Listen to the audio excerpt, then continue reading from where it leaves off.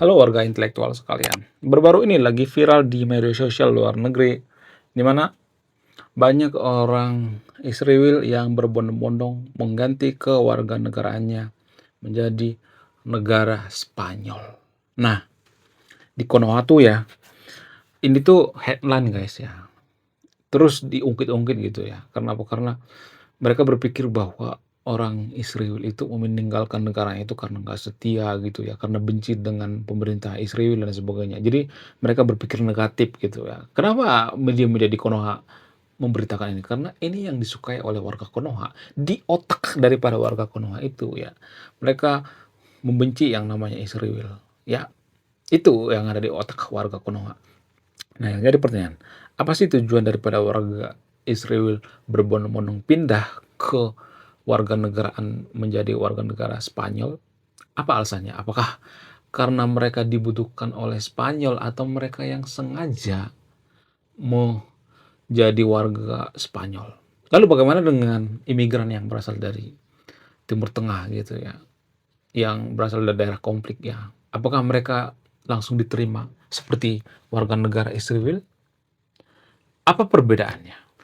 Kemudian baru-baru ini juga warga Konoha ngata-ngatain Om Netanyahu korupsi gitu. Padahal kan nggak terlalu fatal banget ya kalau saya perhatikan. Kita tuh ngata-ngatain Netanyahu korupsi, ya korupsi, ya nanti Netanyahu akan dipenjara, ya Netanyahu akan disidang dan lain sebagainya. Padahal kalau boleh jujur di Konoha itu jauh lebih banyak korupsi daripada Israel, iya kan? Jauh lebih banyak, jauh lebih gede korupsi yang ada di Konoha. Jadi secara tidak langsung kita itu ngata-ngatain orang lain, padahal kita sendiri juga nggak suci-suci amat. Kita lebih jahat gitu. Jadi bagaimana kita mau ngata-ngatain orang lain, kita juga jahat. Secara tidak langsung kita tuh ngata-ngatain orang lain, kita ngata-ngatain Netanyahu korupsi, padahal kita juga korupsi lebih parah gitu ya korupsinya. Jadi secara tidak langsung ya, kita ngata-ngatain orang lain biar kita terlihat suci gitu. Nah yang jadi pertanyaan, kenapa warga Konoha itu terbiasa ngata-ngatain orang lain, ngata-ngatain negara lain, ngata-ngatain Netanyahu, padahal di Konoha juga lebih gila korupsinya. Apa alasannya? Apakah ini ada hubungannya dengan agama? Apakah ini ada hubungannya dengan kitab suci? Apakah ini ada hubungannya dengan tradisi dalam beragama di Konoha?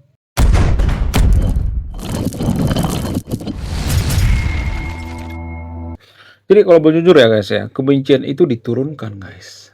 Tidak ada satupun bayi di dunia ini begitu lahir, begitu brojor langsung membenci Israel. Nggak ada. Nggak ada itu.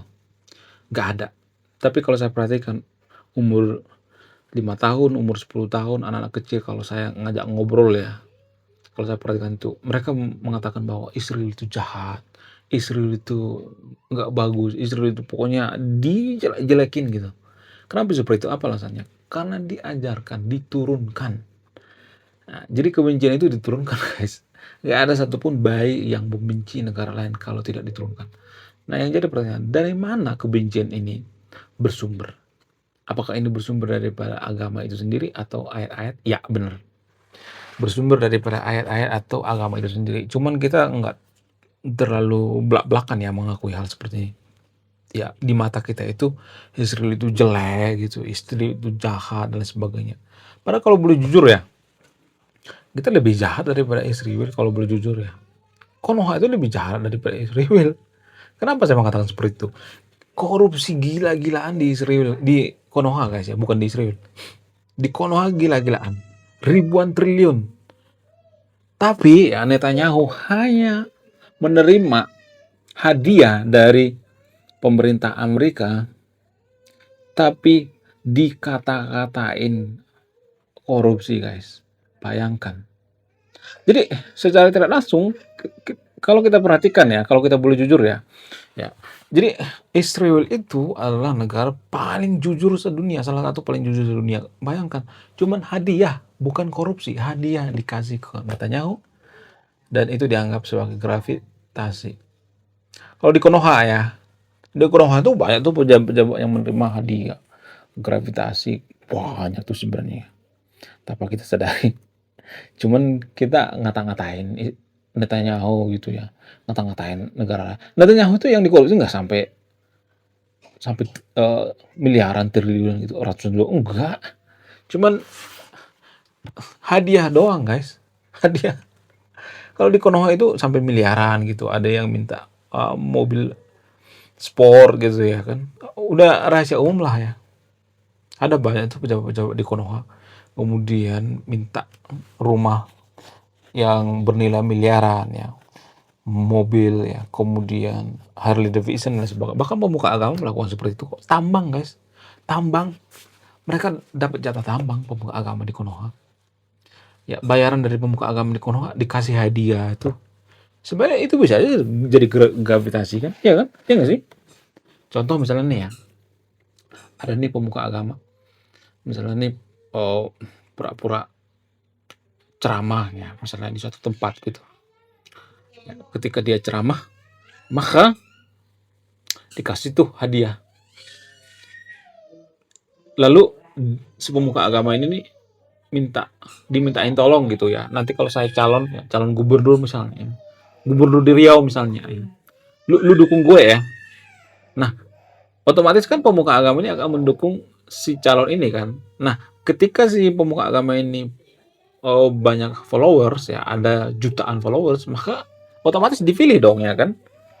Jadi itu termasuk gravitasi juga, ya kan, tanpa kita sadari. Ya nggak sih? Bukan hanya pejabat-pejabat saja yang dapat gravitasi, pemuka agama juga seperti itu kok, dikasih gravitasi, dikasih mobil eh, Fortuner ya, dikasih mobil Pajero ya, dikasih mobil Lamborghini, Ferrari, Harley Davidson, ya kan? Itu gravitasi guys, itu hadiah. Jadi jangan kita ini ya, jangan kita sok suci gitu ya. Saya melihat di Konoha itu banyak orang yang sok suci. Oh, dikata-katain Sri jahat. Ya, kita tuh lebih jahat guys. Coba bayangkan, masa bersiap di Konoha itu ada puluhan ribu orang yang meninggal guys. PKI di Konoha itu jutaan orang yang meninggal. Padahal yang dibunuh oleh PKI itu cuma 7 orang gitu. 7 sampai 10 orang gitu. Jenderal. Harusnya yang dibunuh, yang membunuh dong ya. Cakrabirawa dong yang dibunuh. Ya kan? Yang diadili. Bukan malah semua gitu kena gitu. Ya kan? Kalau boleh jujur ya. Tapi kan kita nggak suka orang yang jujur kan. Siapa yang membunuh jutaan orang PKI yang ada di Konoha? Ya pemuka-pemuka agama di Konoha juga terlibat dong. Mereka yang memanas-manasi gitu. Makanya di Konoha itu selalu dikatakan, oh PKI, PKI KTI, so kamu agnostik, oh PKI. Padahal pemuka agama juga banyak yang PKI ya di Konoha. Kalau saya perhatikan, bahkan mereka lebih PKI daripada PKI sendiri.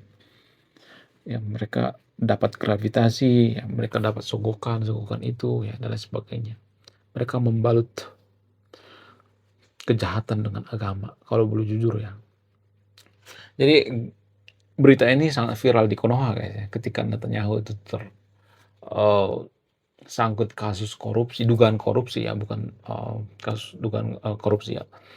Dan ini yang dikembang-kembangkan oleh warga Konoha. Tujuannya apa? Tujuannya untuk menggulingkan Netanyahu. Ya. Kalaupun Netanyahu digulingkan, saya melihat Israel tidak akan ini kok ya, nggak bakal menggagalkan rencana-rencananya. Iya kan? Netanyahu itu kan semacam CEO.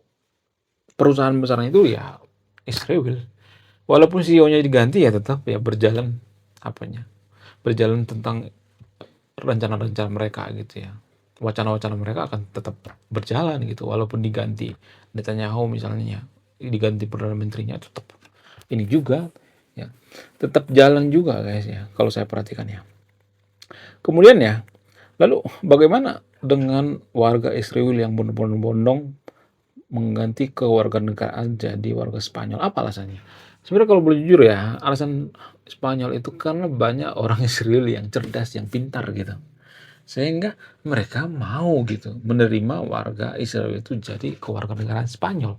Karena tidak merugikan Spanyol gitu. Ada nilai jual gitu. SDM mereka itu sangat tinggi sekali gitu. Sumber daya manusia tinggi. Karena sudah terbukti ya. Yang paling banyak memenangkan Nobel itu adalah Israel, orang-orang Yahudi. Maka Spanyol menerima. Tapi di Konoha itu kan dipelesetkan ya. Di Konoha itu dipelesetkan bahwa oh ini Spanyol yang menolak gitu ya, padahal kan nggak menolak. Jadi kalau kita bandingkan dengan imigran dari Timur Tengah, dari Suriah misalnya, dari Iran, dari Irak dan lain sebagainya, Spanyol lebih mempersulit guys ya, sulit sekali ya, susah sekali ya. Jadi gini guys ya, kita tuh mengata-ngatain Spanyol itu negara kafir ya, negara-negara Eropa itu negara kafir dan lain sebagainya. Padahal kalau boleh jujur ya, kita tuh ya orang-orang Timur Tengah itu begitu ke sana mencari suaka imigran-imigrannya itu. Jadi kalau mereka kafir, jahat dan sebagainya, lalu kenapa mereka mencari suaka di luar negeri ya kan? Ya nggak sih? Salah gitu sebenarnya. Jadi pemikiran-pemikiran seperti inilah yang bikin negara kita nggak maju, kafir. Oh, ini bukan teman kita. Oh, ini bukan seiman. Oh, kafir kamu. Oh, laknat dan sebagainya. Ya kan? Jangan seperti itu guys. Nggak boleh seperti itu ya. Jadi kalau boleh jujur ya, jujur dari hati saya yang paling dalam. Selagi agama digabungkan dengan negara, kita tidak akan pernah menjadi negara maju. Ada banyak kerugian-kerugian. Apa itu kerugiannya? Cara berpikir kita. Ya, berpikir kita itu nggak bisa berpikir kritis karena diikat oleh agama. Ya, agama itu semacam eh, jeruji gitu ya. Itu penghalang. Kenapa? Karena ada kalimat yang mengatakan, gak usah berpikir kritis ya, gak usah mikirin dunia, pikirkanlah akhirat, akhirat, akhirat ya. Sehingga banyak orang yang miskin di Konoha. Kenapa? Karena mereka berpikirnya akhirat, akhirat terus ya. Mereka meninggalkan tanggung jawabnya di dunia. Kemudian apalagi ya? Kemudian para pemuka agama akan mendukung calon-calon yang korup gitu. Karena apa? Karena mereka dikasih uang gitu, gravitasi dan sebagainya. Bodoh amat mereka mau itu korup dan sebagainya. Mereka harus eh, didukung oleh pemuka agama karena mereka dikasih gravitasi, dikasih duit dan sebagainya. Ya, dan masyarakat manut gitu ya, memilih pemimpin yang didukung oleh pemuka agama. Dan ini akan menjadikan Konoha semakin hancur, guys. Ya. Kemudian apalagi ada banyak ya, ya pendidikan kita dipengaruhi oleh agama gitu. Banyakkan hafalan. Kenapa pendidikan kita itu kebanyakan hafalan? Karena bukan dipengaruhi oleh agama. Tradisi dalam beragama itu mempengaruhi hafalan kita. Itu guys. Jadi kita harus sekuler, mau nggak mau harus sekuler. Nggak ada satupun negara maju di dunia ini yang tidak sekuler. Rata-rata mereka sekularisme. Coba sebutkan satu saja negara maju di dunia ini yang tidak sekuler. Nggak ada, nggak ada guys. Inggris gimana? Inggris walaupun mereka tidak secara langsung sekuler, tapi perilaku mereka itu ya, pola pikir mereka itu sekularisme. Perilaku masyarakatnya maksudnya. Bahkan mereka malas gereja kok. Orang-orang Inggris tuh malas gereja guys. Paling gereja sekali setahun gitu. Itu pun paling banter ya sekali setahun ya. Saya tidak nyuruh yang untuk tidak beragama ya, tapi kita lebih fokus ke kemanusiaan. Nah, justru Inggris itu lebih humanisme, lebih berperi kemanusiaan ketika mereka tidak rajin beribadah, guys. Ini kan aneh ya. Aneh bin ajaib. Lalu bagaimana dengan Konoha? Apa yang bisa kita simpulkan daripada video ini ya? Yang bisa kita simpulkan itu ya, kita itu jangan sok suci gitu ya, jangan ngatain negara lain jahat padahal kita juga jahat gitu, jangan ngatain negara lain korupsi padahal kita juga korupsi gitu, jangan ngatain negara lain itu sudah mau kolaps gitu padahal negara kita juga mau kolaps gitu, jangan ngatain negara lain itu bodoh padahal kita juga bodoh gitu ya. Jadi kita harus introspeksi diri ya, kita harus sekuler ya. Konoha harus sekuler ya, karena tidak ada satupun negara maju dunia ini yang tidak sekuler, semuanya sekularisme ya. Oke, apakah sekularisme itu dosa? Enggak. Jadi di Konoha itu ya, pemuka agama itu membenci sekularisme karena apa? Karena pemuka agama itu tidak akan dapat yang namanya jatah tambang, ya kemudian mereka tidak akan mencampuri politik, ya mereka tidak akan bisa berpolitik dan lain sebagainya ya. Oke, sekian dulu, terima kasih sudah menonton. Saya kaum intelektual, salam rasional.